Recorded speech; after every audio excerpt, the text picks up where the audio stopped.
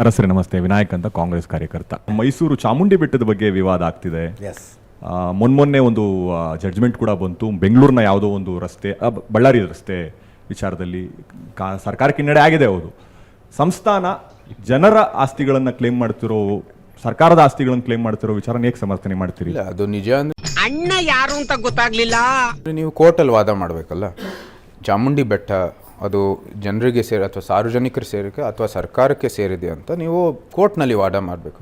ಕೋರ್ಟಲ್ಲಿ ಅವ್ರು ಯಶಸ್ವಿ ಆಗಿಲ್ಲ. ಏನಕ್ಕೆ ಅಂದರೆ ಅದು ಭಾಳ ಸ್ಪಷ್ಟವಾಗಿದೆ, ಅದು ನಮ್ಮ ಧಾರ್ಮಿಕ ಹಕ್ಕು, ನಾವು ಯಾವತ್ತೂ ಕೊಟ್ಟಿಲ್ಲ. 4-5 ನಿಮಿಷ ಸಮಯ ತಗೊಂಡು ಚಾಮುಂಡಿ ಬೆಟ್ಟದ ವಿಷಯದಲ್ಲಿ ಸರ್ಕಾರ ವರ್ಸಸ್ ರಾಜಮನೆತನ ಇದುವರೆಗೂ ಏನೇನಾಗಿದೆ? ಮೊದಲೇದಾಗಿ ಅವರು ಅಗೇನ್ 75 ಸಮಯದಲ್ಲಿ ನಾವು ಸಹ ಇದು ಏನು ನಮ್ಮ ದೇವಾಲಯಗಳು ಏನು ಇದ್ದಾವೆ, ಮುಜರಾ ಇಲಾಖೆ ಅದು ಅರಮನೆಯಿಂದನೇ ಒಂದು ರೀತಿ ಶುರುವಾಗಿದ್ದು. ಯಾಕೆಂದರೆ ಟೆಂಪಲ್ಸ್ ಎಲ್ಲ ಮೇಂಟೈನ್ ಮಾಡೋಕ್ಕೆ, ಎಫೆಕ್ಟಿವ್ ಆಗಿ ಮೇಂಟೈನ್ ಮಾಡೋದಕ್ಕೆ ಒಂದು ಇಲಾಖೆಯನ್ನು ಶುರು ಮಾಡಿದ್ರು. ಅದು ಪ್ಯಾಲೇಸ್ ಆಫೀಸಿಂದಾನೇ ನಡೀತಾ ಇತ್ತು. ಸೊ ಸಂಪೂರ್ಣವಾಗಿ ಏನೇನು ಆಚರಣೆಗಳು ನಡೀತಾ ಇತ್ತು ಅದೆಲ್ಲ ಏನು ಒಡವೆಗಳು ಇರ್ಬೋದು, ಅದಕ್ಕೆ ಬೇಕಾಗಿರುವಂಥದ್ದು ಏನು ಉತ್ಪನ್ನಗಳು ಎಲ್ಲನೂ ಕೂಡ ಅರಮನೆಯಿಂದಾನೇ ಹೋಗ್ತಾ ಇತ್ತು.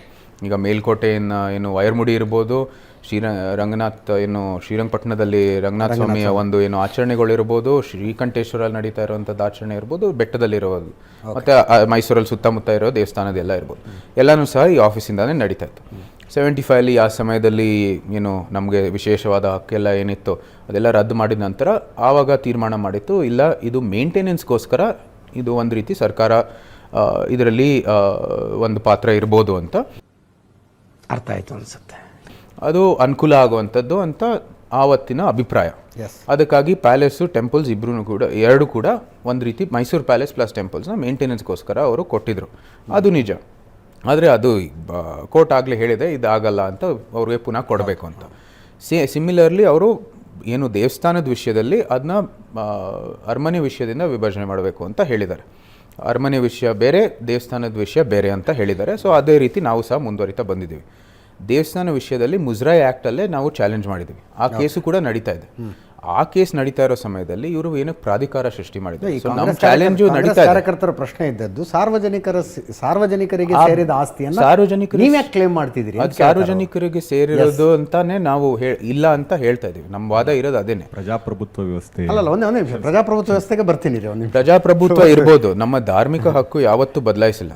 ಧಾರ್ಮಿಕ ಸ್ಥಳಗಳು ಇನ್ನು ಧಾರ್ಮಿಕ ಸ್ಥಳನೇ.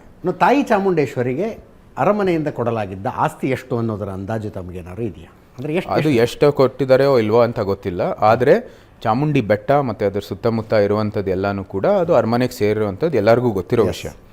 ಅದು ಆದರೆ ನಾವು ಅದು ಶಿಬೇಟ್ಶಿಪ್ ಆಫ್ ಅನ್ ಐಡಲ್ ಅಂತ ಹೇಳ್ತೀವಿ. ಅಂದರೆ ಅಲ್ಲೇನು ಚಾಮುಂಡೇಶ್ವರಿ ತಾಯಿಗೆ ಸೇರಿರೋದು, ನಾವು ಪೋಷಕರ ಸ್ಥಾನದಲ್ಲಿ ಅದನ್ನ ನಾವು ನೋಡ್ಕೋತೀವಿ.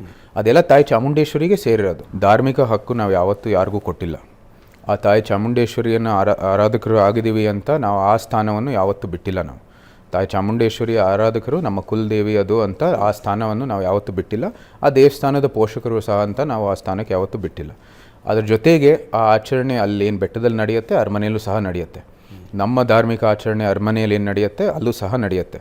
ಈ ಪಾರಂಪರೆ ಭಾರತ ಏನು ರಿಪಬ್ಲಿಕ್ ಇರ್ಬೋದು, ಭಾರತಕ್ಕೆ ಸ್ವಾತಂತ್ರ್ಯ ಬಂದಿದ್ದ ಹಿನ್ನೆಲೆಯಲ್ಲೂ ಸಹ ಇದು ನಡೀತಾ ಬಂದಿದೆ. ಸುಮಾರು 400 ವರ್ಷದ ಇತಿಹಾಸ ಇದೆ.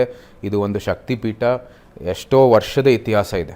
ಆ ಪೂಜೆ ಕೈಂಕರ್ಯ ಏನೋ ಯಾವ ರೀತಿಯಲ್ಲಿ ಆರಾಧಿಸ್ತೀವಿ ಅದು ಎಲ್ಲಕ್ಕೂ ಕೂಡ ಅರಮನೆಗೆ ಟೈಅಪ್ ಆಗಿರೋ ಕಾರಣಕ್ಕಾಗಿ ಒಂದು ಧಾರ್ಮಿಕ ಕೂಡ ಒಂದು ಸಂಬಂಧ ಇದೆ.